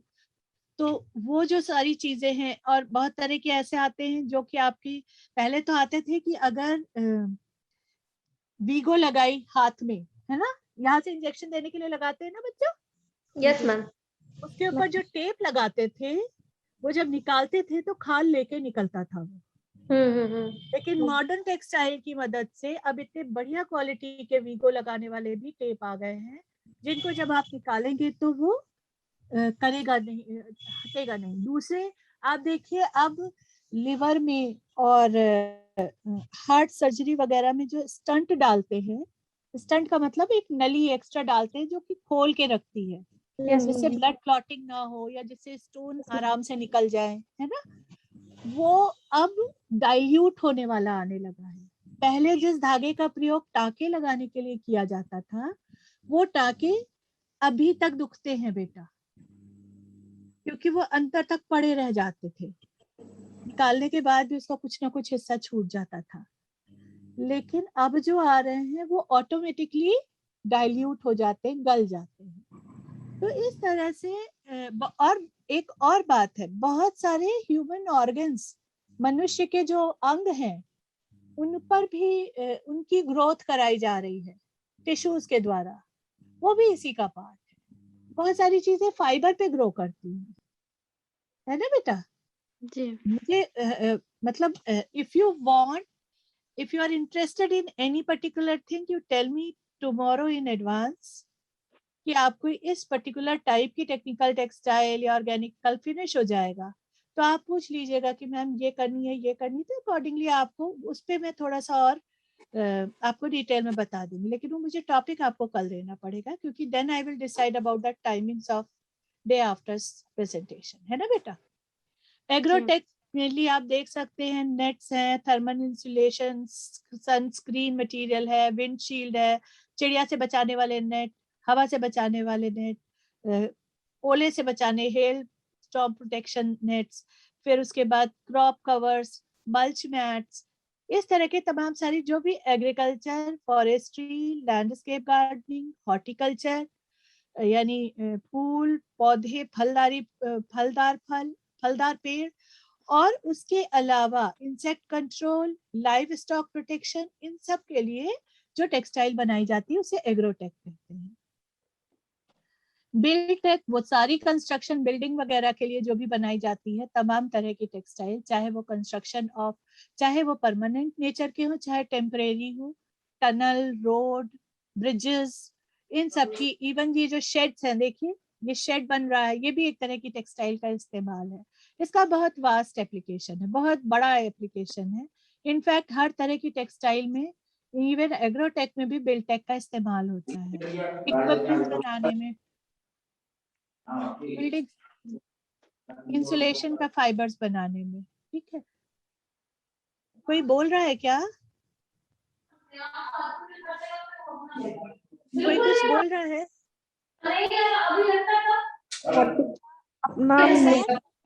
प्लीज म्यूट कर लो, नहीं तो फिर चीजें छूट ही जाएंगी। फिर मोबाइल टेक का मतलब ये नहीं है कि फोन वाला मोबाइल, ऑटोमोबाइल, ठीक है, जो उसके air bags, air filters, parachute, boats, non woven cabin air जो फिल्ट्रेशन होता है, सीट बेल्ट्स वो निटेड मटेरियल की बनी होती हैं, बोट्स ऐसे मटेरियल की बनी है जो तैर सके, एयर बलून्स, ठीक है, फिर एयर डक्ट्स जो बनती है उसके जो फिल्टर बनते हैं, इंजन की जो साउंड प्रूफिंग होती है वो इसमें इसका इस्तेमाल किया जाता है, गाड़ियों के इंटीरियर्स में इसका इस्तेमाल किया जाता है, सीट कवर्स, बेल्ट्स वगैरह वगैरह में। नायलॉन जो है उसका एक एयरबैग्स, कार के एयरबैग्स को स्ट्रेंथ देता है, तो उसका भी प्रयोग बाकी चीजों से मिला करके किया जाता है, ठीक है। उसके बाद प्रोटेक्ट, प्रोटेक्ट का मतलब है प्रोटेक्टिव फैब्रिक, जो कि हाई टेम्परेचर पे बचा सके, बर्न के समय कवर कर सके, फायर फाइटर्स को बचा सके बर्न से, इलेक्ट्रिक उसमें जो भी केसेस हो, इलेक्ट्रिसिटी का जो भी काम कर रहे हैं, इलेक्ट्रिक डिस्चार्ज हो, उसकी कंपनीज में जो काम करने वाले लोग हैं उन्हें शॉक से बचा सके। फाउंड्रीज में जो लोग काम करते हैं, जो मेटल स्पार्क होता है ना, जब आप जोड़ते हैं कुछ तो फिर वो लोहार जो आपका जोड़ता है तो वो चमकता है ना, वेल्डिंग का काम करता है, या जो भट्ठी का काम करते हैं, जो एसिड वाले एनवायरनमेंट में काम करते हैं, गैस में, रिफाइनरीज में, केमिकल्स में। उसके अलावा मिलिट्री वालों को बुलेट इम्पैक्ट, बर्फ में काम करते हैं तो बर्फ से, ठंड से बचने के लिए, एक्सेसिव ठंड -40 चला जाता है करगिल वगैरह में, उनसे बचने के लिए एस्ट्रोनॉट के कपड़े, जो लेफ्ट ओवर फूड पैकेट्स होते हैं, बैंक के बहुत सारे चीजों के लिए इस्तेमाल किए जाते हैं, ठीक है। इंडस्ट्रियल प्रोडक्ट्स, इंडोटेक, मतलब जैसे कन्वेयर बेल्ट होती हैं, जिनमें जैसे आप कभी एयरपोर्ट आपने देखा होगा या आपने ऐसी प्रोडक्शन यूनिट देखी होगी कार वार बनाने की, तो उसमें लाइन प्रोडक्शन होता है, उसमें एक चीज चलती है, और आपने ना ये सब देखे होंगे, जो खाने की तमाम सारी चीजें पैकेजिंग होके निकलती हैं, रॉ मटेरियल डाला और पैकेट होके निकली, है ना, पैकेट में निकली, तो वो जो होती है वो एक तरह की बेल्ट पे चलती है ना बेटा, वो बेल्ट भी टेक्सटाइल प्रोडक्ट्स का बनता है, सील बनती है जिससे सीलिंग की जाती है, उसकी जो रबर की गैस्केट होती है वो भी रबर से बनती है। हैवी गुड्स उठाने के लिए जो मटीरियल, बड़े बड़े बैग्स बनाए जाते हैं वो भी इसी के होते हैं, बहुत ही स्ट्रांगली वोवन यार्न के बने होते हैं। आप इन पिक्चर, बहुत तरह के टेप हैं आप देख सकते हैं इसमें, और ये कॉयर का नेट यूज किया गया है, अंदर कोकोपीट डाली गई है, that also include some sort of fibre.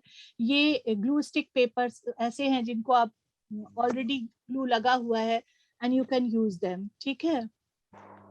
Home tech यानी इंटीरियर डिजाइनिंग के लिए जिन कपड़ों का, जिन चीजों का इस्तेमाल किया जाता है इंटीरियर डेकोरेशन के लिए, जैसे फर्नीचर हो गया, कारपेट्स हो गए, इनको अगर हम सूरज से बचाना चाहें, आजकल तो पर्दे भी थर्मल आते हैं जो धूप से बचाते हैं, गर्मी से बचाते हैं, ठीक है।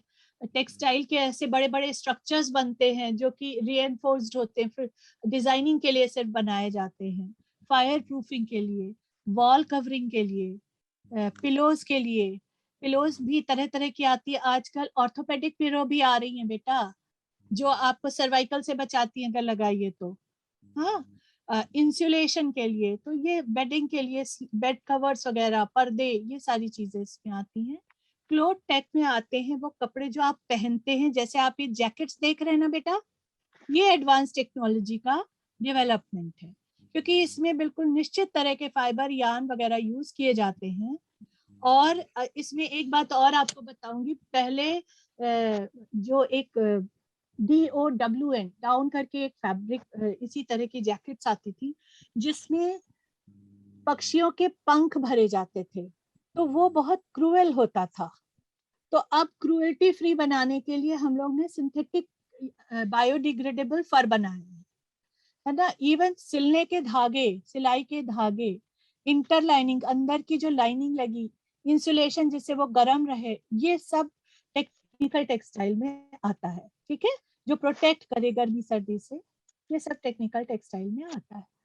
फिर उसके बाद आया स्पोर्ट्स टेक, खेल में तो क्रांति आ गई है बेटा, T shirt, trouser, sports footwear, जूते वगैरह सब इतने ज्यादा एडवांस आ गए हैं कि लोगों को बहुत राहत हो गई, जल्दी सूखने वाले, कूलिंग फंक्शन वाले, easy to wear, easy to manage, अच्छी इलेक्ट्रिकल कंडक्टिविटी वाले, अच्छी एंटी स्टैटिक परफॉर्मेंस वाले, यानी उसमें करंट इधर से उधर पास हो जाता है, आपको करंट जैसा नहीं फील होता है, गर्म नहीं करता, ठंडा नहीं करता है, आराम से धुल के तुरंत सूख जाता है। ऐसी टोपियां, जूते, मोजे, टी शर्ट्स, जर्सी, ट्राउजर्स, सब कुछ आ रहा है।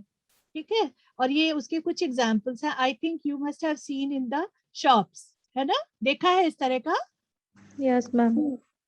आप चाहो तो रिबॉक वगैरह की शॉप पे जाके देख भी सकते हो, जस्ट फॉर इंफॉर्मेशन, है ना। जरूरी थोड़ी ना बेटा कि जहां जाइए तो समय हमेशा कुछ खरीदिए ही। कुछ चीजें, विंडो शॉपिंग का नाम क्या होता है बेटा? विंडो शॉपिंग नाम का एक टर्म है जिसका हम लोग इस्तेमाल किस लिए करते हैं? मैम चीजों को देखने के लिए और बाय ना करके करने के लिए, सिर्फ नॉलेज के लिए मैम। Right, absolutely right. क्योंकि विंडो शॉपिंग आपकी जानकारी के स्तर को, आपकी जो नॉलेज है, आपकी अवेयरनेस अबाउट थिंग्स, आप उसे छू के देखते हो। You understand the difference in feel, you understand the difference in material, you understand the difference in performance of that material. तो उसके लिए विंडो शॉपिंग बहुत जरूरी है। लोगों को लगता है कि विंडो शॉपिंग का कोई मतलब नहीं है, लेकिन window shopping is nothing can beat the nothing can do the function of window shop, है ना। आप वहां जाओगे, आप देखोगे 10 चीजें, और ऑब्वियसली अगर आपको खरीदना है तो खरीदेंगे, नहीं खरीदना है तो नहीं खरीदेंगे, बट एटलीस्ट आपको जानकारी हो जाती है बहुत सारी चीजों की। ये जो सब्जी के फ्लेक्सिबल बैग्स हैं, ये जो कपड़े के अंदर लाइनिंग वाले बैग्स हैं, ये एक बनी हुई है बोरी का हिस्सा, या ये जो आजकल कपड़े के बैग्स की ये पैकिंग है, या जो ये जूट के बैग है, these all are different types of materials which are used as pack tech।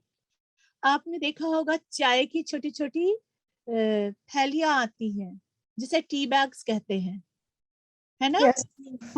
या कॉफी के सैशे आते हैं, खासतौर पे टी बैग्स या कॉफी फिल्टर्स आते हैं, छोटे छोटे पेपर के फिल्टर्स आते हैं, या फूड सुखाने वाले पानी को सुखाने वाले पैड्स आते हैं। स्टोरिंग, पैकेजिंग, ट्रांसपोर्टेशन, सब चीज के लिए बहुत तरह के मटेरियल्स और बहुत तरह के चीजें इस्तेमाल होती है। कुछ एग्जांपल्स यहाँ दिए गए हैं। जियोटेक, जियोटेक वो टेक्सटाइल प्रोडक्ट्स होते हैं जो इन्वायरमेंट प्रोटेक्शन के लिए यूज किए जाते हैं। ये वोवन भी हो सकते हैं, निटेड भी हो सकते हैं, और नॉन वोवन, बुने हुए, बिना बुने हुए, और सिलाई द्वारा बुने, निटेड उनको कहते हैं। ठीक है, और ये जो करघे पे बुने जाते हैं उन्हें वोवन कहते हैं। लेकिन इनका पर्पस क्या होता है? जियोलॉजिकल एप्लीकेशन, जैसे कि रॉक, सॉइल, दूसरे एलिमेंट्स को सिविल इंजीनियरिंग के प्रोजेक्ट्स में, सड़कें बनाने में भी यूज होता है, डैम के कंस्ट्रक्शन में, सॉइल को सील करने के लिए इनका इस्तेमाल किया जाता है। ठीक है, ड्रेनेज सिस्टम को सील करने के लिए, उसको वाटरप्रूफ बनाने के लिए इनका इस्तेमाल किया जाता है, ताकि वो ज्यादा एफिशिएंट रहे। ओके जी मैम। उसके बाद एक सरकार ने नेशनल टेक्सटाइल मिशन लाया है। इसके बारे में, इसमें लगभग 40 ऐसे उत्पाद शामिल किए गए हैं जिनको हम harmonise system of nomenclature code दिए गए हैं। इसका अर्थ है कि एक अच्छी शुरुआत है टेक्निकल टेक्सटाइल को की फील्ड में, जैसे कि डिफेंस हो गया, मेडिकल हो गया, फायर रिटार्डेंट हो गया, रोड्स है, रेलवेज है, अदर इंफ्रास्ट्रक्चर है। इस फील्ड में एक, जैसे बुलेट प्रूफ जैकेट के लिए बेटा एक केवलर नाम का फैब्रिक होता है, वो इस्तेमाल होता है, तो वो बुलेट को अंदर घुसने ही नहीं देता है। तो इसके जो स्टैंडर्ड्स है वो बहुत हाई है टेक्निकल टेक्सटाइल के, लेकिन ये बहुत इंपॉर्टेंट है, और आज के मॉडर्न युग में ये बहुत मल्टीपर्पज यूज है इसका।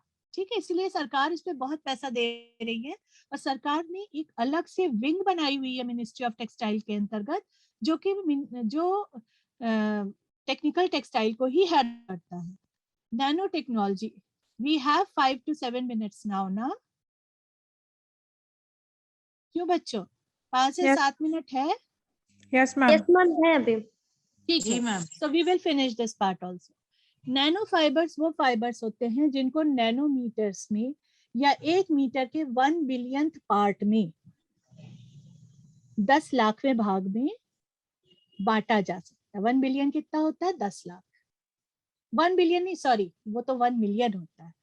1 बिलियन कितना होता है? बताओ बताओ, फटाफट बताओ, कौन मैम बताएगा? मैम 1 करोड़ में होता है। पक्का? हम्म। कल पढ़ के आना, ठीक है? तो जिसको 1 बिलियन पार्ट में बांटा जा सकता है 1 मीटर को, तो आप सोचिए कितनी महीन चीज हुई, है ना? ये लगभग 3 से 4 एटम के बराबर चौड़े होते हैं, मोटे होते हैं, और इनका डायामीटर 50 से लेके 500 नैनोमीटर तक होता है। इनकी जो डेंसिटी होती है यानी सघनता होती है वो कम होती है, इसलिए ये बहुत हल्के वजन के होते हैं और ये बहुत बड़े एरिया को बहुत हल्के वजन में कवर कर सकते हैं, वजनदार नहीं होंगे। तो इसलिए क्या होता है कि ये बिल्कुल मतलब बहुत सारे ऐसी चीजों में, जैसे आपने देखा होगा जो जीरो मैम वेदर 1 बिलियन 1 अरब होता है। 1 अरब होता है ना, तभी मैंने कहा था कल पढ़ के आना। आप इमेजिन कीजिए 1 मीटर कपड़े को हम 1 अरब हिस्सों में बांटे तो कितना बड़ा होगा? वो 1 नैनोमीटर होता है ना? हम अपनी ऐसी आंखों से शायद उसे देख भी नहीं सकते, है ना बेटा? तो नॉर्मली जो पॉलीमेरिक नैनोमीटर फाइबर्स होते हैं उनको, जो ये पॉलीमर वाले नैनोमीटर वाले नैनो टेक्नोलॉजी वाले फाइबर होते हैं, उनको बनाने के लिए 2 तरह की मेथड का इस्तेमाल किया जाता है। जैसे पहला मेथड है इलेक्ट्रो स्पिनिंग और दूसरा है बाई कंपोनेंट स्पिनिंग टेक्निक। अब हम इस पर आते हैं कि ये क्या है, ठीक है? सबसे पहले इलेक्ट्रो स्पिनिंग टेक्निक, इसमें हम लगभग 10 नैनोमीटर तक का से लेके कुछ 100 नैनोमीटर तक का फाइबर तैयार कर सकते हैं। यह मेथड 1934 में ढूंढा गया था, इसका पेटेंट हुआ था इलेक्ट्रो स्पिनिंग का, और इसके लिए इलेक्ट्रिक फील्ड इस्तेमाल की जाती है जिसके द्वारा पॉलीमर या धागा या रेशा निकाला जाता है, ठीक है? नॉर्मली ये जितने भी सिंथेटिक होते हैं आपको पता है उनका सीधे यान निकाला जाता है, यानी पॉलीमर निकाला जाता है, उनसे रेशा नहीं निकाला जाता है। इसमें क्या होता है, जैसे कि आप चित्र में देख सकती हैं कि एक सिरिंज पंप होता है, यहाँ पे एक सिरिंज है, इसमें वो सोल्यूशन पड़ा है जिससे रेशा बनना है, और यहाँ से ये करंट दिया जाता है, करंट द्वारा इसे पुल किया जाता है इस नीडल से, ठीक है बेटा? करंट की वजह से वो जो रेशा है वो बाहर निकल रहा है, और वो यहाँ पर इलेक्ट्रॉनिक फील्ड होती है जिससे वो स्पन होता रहता है, और ये जो फॉइल है आपकी, ये फॉइल, ये वाली फॉइल, ये जो एक बार जैसा है, इसमें ये लिपटता जाता है, और ये आपको जैसे कि मैंने बताया बहुत बहुत बेहद महीन रेशा होता है, 10 नैनोमीटर से लेकर के कुछ 100 नैनोमीटर तक। आ गया समझ में बेटा? यस यहाँ पॉजिटिव और नेगेटिव चार्ज होता है तो वो अपनी तरफ खींचता है ना बेटा? जी मैम। ये जो डीसी सप्लाई है इसके द्वारा इस फील्ड में पॉजिटिव और नेगेटिव चार्ज क्रिएट किया जाता है जिससे वो इसे अपनी ओर पुल करता है, क्योंकि दोनों एक दूसरे को रिपेल करते हैं ना। जब दोनों चार्ज एक साथ आते हैं, आप 2 मैग्नेट पास लाते हैं तो क्या होता है, दोनों दूर जाते हैं या चिपक जाते हैं, है ना? चिपकते हैं। नहीं, दूर भी जाते हैं बेटा, अगर पॉजिटिव नेगेटिव लाओगे तो वो दूर चले जाएंगे, साइड्स होती हैं उसकी, है ना? तो वो इसको पुल करता है उसी फोर्स से, और ये बेहद बारीक रेशा बनता है जो इसमें लिपटता जाता है। Now next technique is biocomponent spinning technique. इसमें जो ये पॉलीमर चिप्स का जो बर्तन होता है, हीटिंग ग्रिड होती, यहाँ हीटिंग ग्रिड है, ये इन पॉलीमर चिप्स को पिघला रही है और इस पंप में आके ये मेल्ट हो गए। मेरा कर्सर दिख रहा है ना बच्चों? Yes ma'am. यस Yes, जो ये ma'am. पॉलीमर मेल्ट होके आता है यहाँ से यहाँ और यहाँ से यहाँ, तो ये स्पिनरेट यानी एक छेददार बर्तन जिससे कि वो पास होता है, जैसे हमारी छन्नी होती है ना जिससे हम सेव बनाते हैं, यस मैम। उसी तरह का एक स्पिनरेट यहाँ होता है, ठीक है? और यहाँ एयर होती है जो इसे ड्राई करती, यहाँ से एयर जाती है, यहाँ से निकलती है, ये इसको ड्राई करती जाती है और यहाँ पे यार्न में ये लिपटता जाता है। लेकिन इसमें एक 1960 में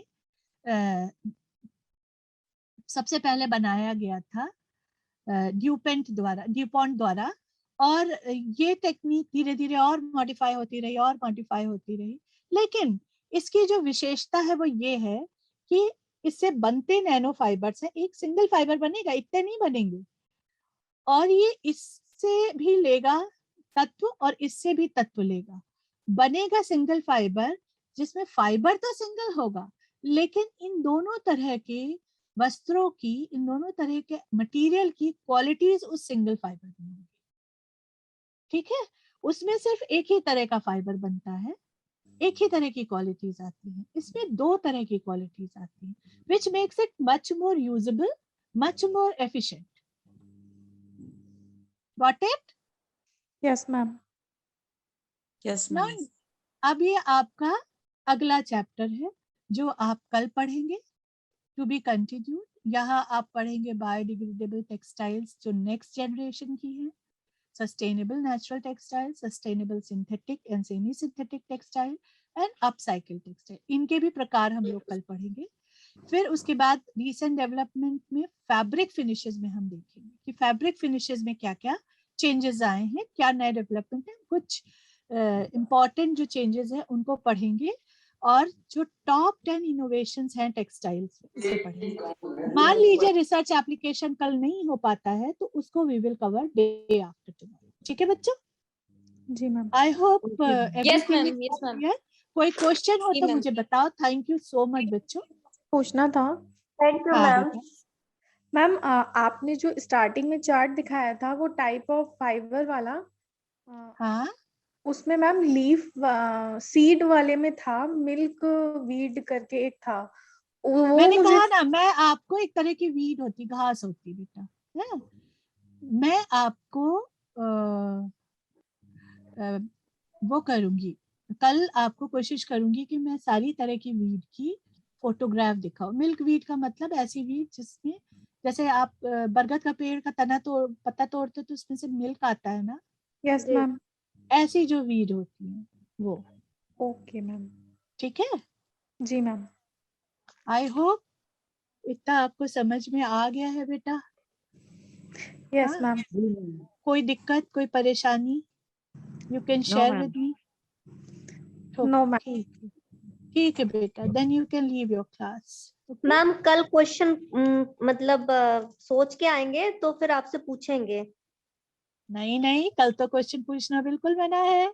मैम क्योंकि कुछ चीजें नहीं असल में मैम अभी जैसे आपने ये चीज बताई है तो कुछ चीजें इसमें ऐसी हैं कि जो जल्दी जल्दी आप मतलब जैसे पीपीटी निकल गई तो जैसे आज या कल में जो मैं पीपीटी कोशिश आएगी। करती हूँ कि मैं रात तक ये पीपीटी आपको शेयर कर दूं। अगर मेरा सेकंड प्रिपेयर हो, अभी सेकंड में मुझे कुछ चीजें डालनी है, जैसे मैंने आपसे कहा कि मैं कुछ फोटोग्राफ्स डालूंगी, है ना, तो वो अगर प्रिपेयर हो जाता है, वो रात तक अगर कंप्लीट हो जाता है तो मैं आपको आज रात में, नहीं तो कल मॉर्निंग में ग्रुप पे शेयर कर दूंगी। एक्चुअली मैम ये हम लोग के लिए ये बिल्कुल नया मतलब सब्जेक्ट है। सब्जेक्ट क्या है, टेक्सटाइल में एक नया टॉपिक है ये। हमने आज से पहले कभी एक इस तरह का टॉपिक नहीं पढ़ा। तो बेटा जब मैंने पहली बार 2010 में ये टॉपिक पे मैंने अपना एक पेपर प्रेजेंट किया था आईआईटी दिल्ली में, तब भी ये नया ही टॉपिक था मेरे लिए भी। तब मैं सोचती थी कि अरे ये क्या है ना, लेकिन मैंने वहां देखा, आप ये देखिए जितने कि विकलांगों के लिए तरह तरह की चीजें बन रही हैं। आपको पता है मूगा सिल्क से छाता बनता है, वो सन रेज की जो यूवी रेज है सन की, वो प्रूफ होता है, यूवी रेज फिल्टर कर देता है वो। जी मैम। मतलब उससे प्रोटेक्ट करता है। हम लोग को उसका ये गुण नहीं पता था, है ना। ये चीजें जाकर के ऐसे फोरम में पता चलती है, ये नई चीजें। मैं बहुत खुश हूँ। I am really really very happy कि एक मुझे ये आपको पढ़ाने का मौका मिला, और दूसरी ये टॉपिक रखा, जिन्होंने भी ये सिलेबस बनाया है ना, वो बहुत थॉटफुल सिलेबस बनाया है। एक्चुअली मैम ये पहली बार मतलब हम लोग मतलब मैं अपना एक्सपीरियंस बता रही हूँ, ये कुछ टर्म्स ऐसे हैं जो मैंने पहली बार सुने। है ना। तो ये जो टॉपिक है बिल्कुल नया, तो पहले है तो आपने जो पढ़ाया वो है दिमाग में, अपने आप से भी कुछ इसको सर्च नहीं करेंगे हम तो समझ रहे हैं कि आप इसको एक बार जैसे स्लाइड्स को पढ़ लोगे, फिर उससे कुछ सर्च करोगे, हाँ तब आपकी जी मैम, जी अंडरस्टैंडिंग मैम। बेटर होगी। क्योंकि मैं ये मानती हूँ कि इतने नए टॉपिक के लिए कम से कम 3 क्लासेस होनी चाहिए। हाँ हाँ सही कह रही है मैम, क्योंकि पहले क्योंकि तो यही अभी नहीं बेटा पता है इसमें तुमने जितने टॉपिक मैंने आपको पढ़ के सुनाए हैं, मुझे उन्हें बहुत ब्रीफ में कवर करना पड़ेगा। मटेरियल है मेरे पास, बट द थिंग इज कि टाइम एक लिमिट होती है which I have to cover, है ना, which also I have to think and rethink. Ma'am आगे मैम वही दोबारा पढ़ के फिर एक बार क्वेश्चन लाइक जो हाँ, समझ में मैं नहीं रात आएगा। तक बेटा हो सकता है थोड़ा लेट नाइट करूँ, नहीं तो कल मॉर्निंग में मैं सर्टेनली आपको ये स्लाइड शेयर कर लूंगी। इसमें जी मैम। वो कोशिश करूंगी कि एक स्लाइड वो ऐड कर दूं जहाँ पे प्लांट्स के पत्ते वत्ते वो हो, जिससे आपको आप रिलेट कर सको। दूसरी स्लाइड में वो बात नहीं आएगी। अगर नहीं इसी मैम, के साथ रिकॉर्डिंग मिल जाती है, रिकॉर्डिंग में देख लेंगे, उसमें शो हो कोई इशू जाएगा। नहीं है, मैं कह रही हूँ कि इस स्लाइड में ही अगर ऐड कर दूंगी उसके जस्ट बाद, तो Yes, ma'am. आप रिलेट कर पाओगे नामों से और आइटम को। जी जी मैम, जी। तो अभी हम ये कोशिश करते हैं रात तक बैठ करके कि अगर ये हो जाता है उसके बाद ही आपको मैं शेयर कर दूंगी, ठीक है। ओके मैम, थैंक और यू जो मैम। प्रश्न हो आप लिख के ले आइएगा। हाँ हाँ जी जी जी, thank you ma'am. Thank you thank you ma'am. Ma'am. Thank you any ma'am. Time you are always welcome बच्चों। Thank you ma'am. Stay safe, okay, and you can sign out. Okay ma'am. Thank you Hitaishi. Thank you. How was it?